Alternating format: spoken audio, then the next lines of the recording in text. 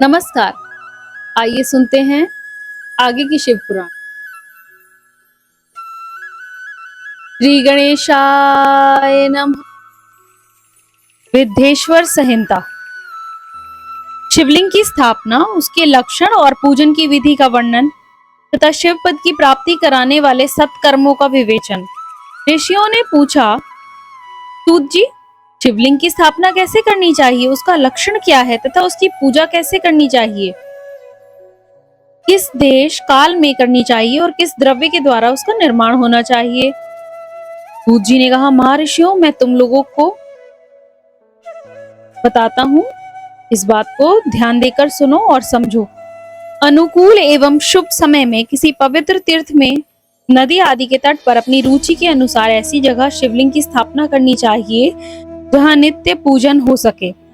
पार्थिव द्रव्य से, जलमय द्रव्य से तथा तेजस पदार्थ से अपनी रुचि के अनुसार कल्पोक्त लक्षणों से युक्त शिवलिंग का निर्माण करके उसकी पूजा करने से उपासक को उस पूजन का पूरा पूरा फल प्राप्त होता है। संपूर्ण शुभ लक्षणों से युक्त शिवलिंग की यदि पूजा की जाए तो वह तत्काल पूजा का फल देने वाला होता है। यदि चल प्रतिष्ठा करनी हो तो उसके लिए छोटा सा शिवलिंग अथवा विग्रह श्रेष्ठ माना जाता है, और यदि अचल प्रतिष्ठा करनी हो तो स्थूल शिवलिंग अथवा विग्रह अच्छा माना गया है। उत्तम लक्षणों से युक्त शिवलिंग की पीठ सहित स्थापना करनी चाहिए। शिवलिंग का पीठ मंडलाकार, गोल, चौकोर, त्रिकोण अथवा खाट के पाए की भांति ऊपर नीचे मोटा और बीच में पतला होना चाहिए। ऐसा लिंग पीठ महान फल देने वाला होता है। पहले मिट्टी से, प्रस्तर आदि से अथवा लोहे आदि से शिवलिंग का निर्माण करना चाहिए। जिस द्रव्य से शिवलिंग का निर्माण हो उसी से पीठ का भी।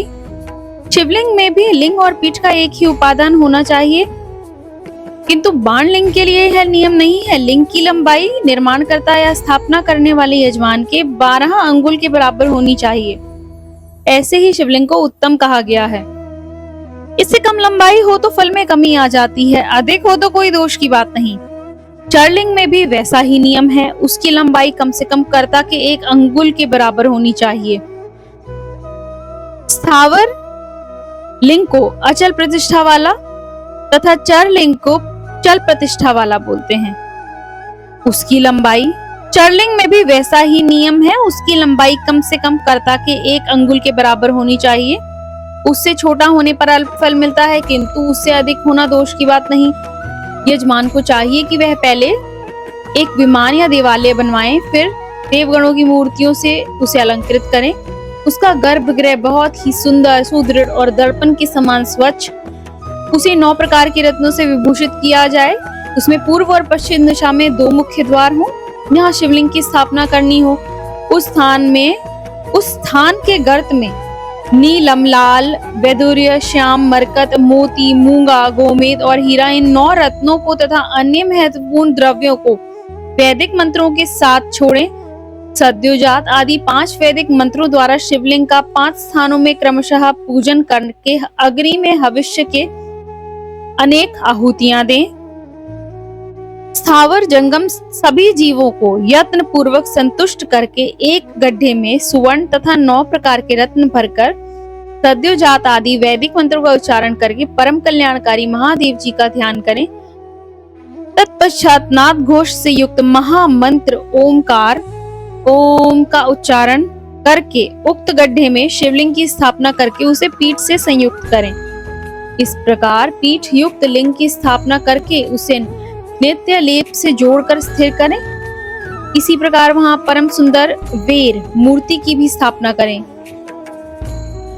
अंतर इतना है कि लिंग प्रतिष्ठा के लिए प्रणव मंत्र के उच्चारण का विधान है, परंतु वेर की प्रतिष्ठा पंचाक्षर मंत्र से करनी चाहिए। जहाँ लिंग की प्रतिष्ठा हुई है वहां भी उत्सव के लिए बाहर सवारी निकालने आदि के निमित्त वेर को रखना आवश्यक है। वेर को बाहर से भी लिया जा सकता है, तो गुरुजनों से ग्रहण करें। ब्राह्म्य वेर वही लेने योग्य है जो साधु पुरुषों द्वारा पूजित हो। इस प्रकार लिंग में और वेर में भी की हुई महादेव जी की पूजा पद प्रदान करने वाली होती है। स्थावर और जंगम के भेद से लिंग भी 2 प्रकार के कहे गए हैं।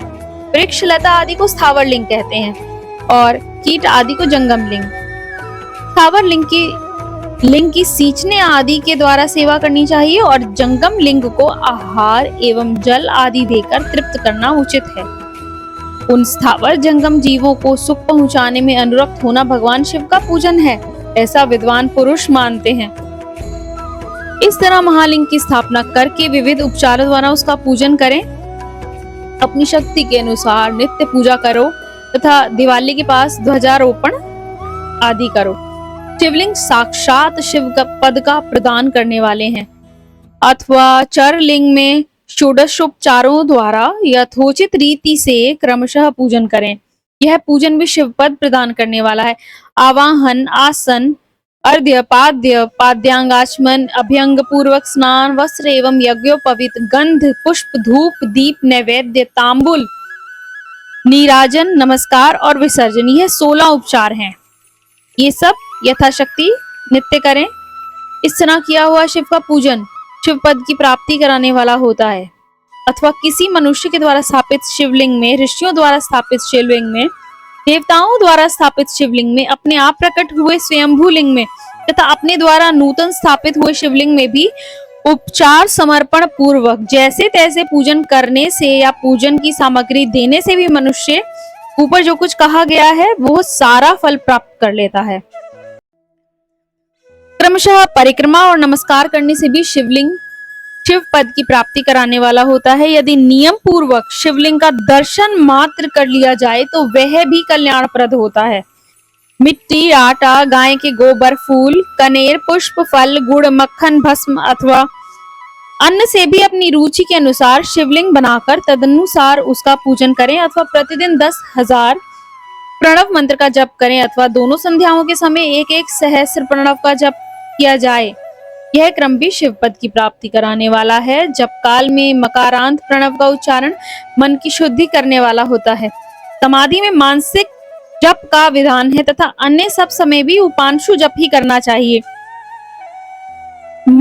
मंत्राक्षरों का इतने धीमे स्वर में उच्चारण करें कि उसे कोई दूसरा ना सुन सके, ऐसे जप को उपांशु कहते हैं।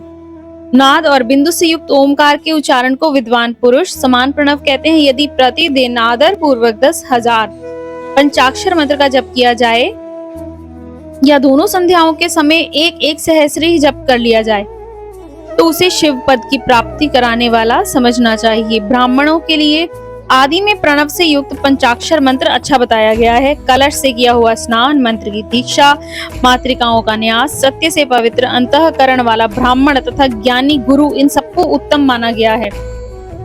द्विजों के लिए नमः शिवाय के उच्चारण का विधान है। द्विजेतरों के लिए अंत में नमः पद के प्रयोग की विधि है अथवा वह शिवाय नमः इस मंत्र का उच्चारण करें। स्त्रियों के लिए भी कहीं कहीं विधि पूर्वक नमोत्तम उच्चारण का ही विधान है, अर्थात वे भी शिवाय नमः का ही जप करें। कोई कोई ऋषि ब्राह्मण की स्त्री के लिए नमः पूर्वक शिवाय के जप की अनुमति देते हैं, अर्थात वे नमः शिवाय का जप करें। पंचाक्षर मंत्र का 5 करोड़ जप करके मनुष्य भगवान सदाशिव के समान हो जाता है।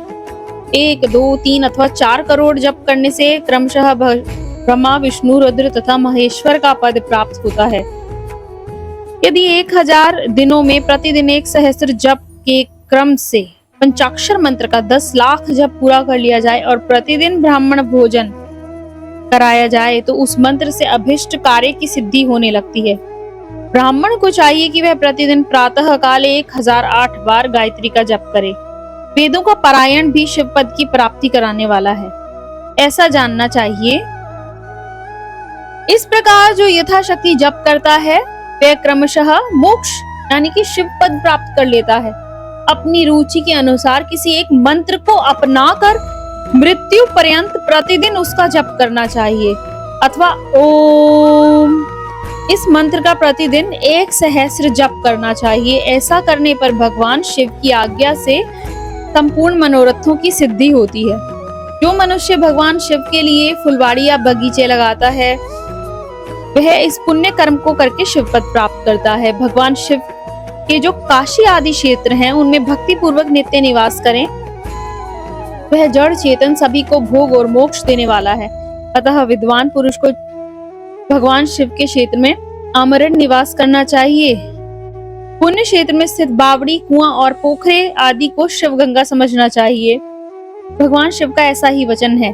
वहां स्नान, दान और जप करके मनुष्य भगवान शिव को प्राप्त कर लेता है। अतः मृत्यु पर्यंत शिव के क्षेत्र का आश्रय लेकर रहना चाहिए। जो शिव के क्षेत्र में अपने किसी मृत संबंधी का दाह, मासिक श्राद्ध अथवा वार्षिक श्राद्ध करता है, या वो कभी भी शिव के क्षेत्र में अपने पितरों को पिंड देता है, वह तत्काल सब पापों से मुक्त हो जाता है और अंत में शिव पद पाता है। अथवा शिव के क्षेत्र में 7, 5, 3 या एक ही रात निवास कर लें। लोक में अपने अपने वर्ण के अनुरूप सदाचार का पालन करने से भी मनुष्य शिव पद को प्राप्त कर लेता है। वर्णाकुल आचरण से तथा भक्ति भाव से वह अपने सत्कर्म का अतिशय फल पाता है। दिन के 3 विभाग होते हैं, प्रातः, मध्याह्न और साय। इन तीनों में एक एक प्रकार के कर्म का संपादन किया गया है।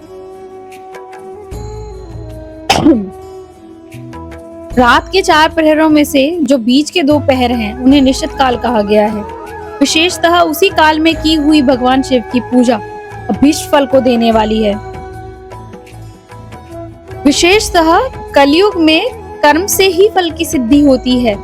अपने अपने अधिकार के अनुसार ऊपर कहे हुए किसी भी कर्म के द्वारा शिव आराधना करने वाला पुरुष यदि सदाचारी है और पाप से डरता है, तो वह उन कर्मों का पूरा फल अवश्य प्राप्त कर लेता है।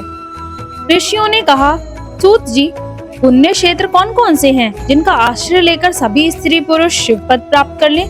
यह हमें संक्षेप से बताइए। शिवाय नमः।